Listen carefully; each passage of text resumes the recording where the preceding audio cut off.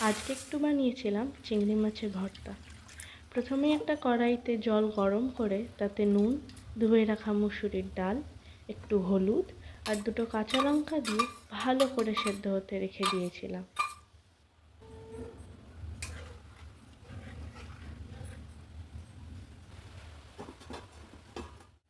ডালটা সেদ্ধ হয়ে গেলে ওই কড়াইতে সর্ষের তেল গরম করে আগে দুটো শুকনো লঙ্কা ভালো করে ভেজে তুলে নিয়েছিলাম।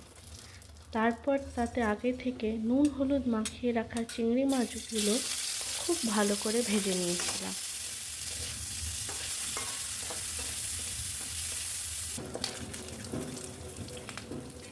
তারপর ওই একই তেলে মাছগুলো তুলে একটু গোটা জিরে, কুচনো পেঁয়াজ, রসুন, কাঁচা লঙ্কা ভেজে নিয়েছিলাম।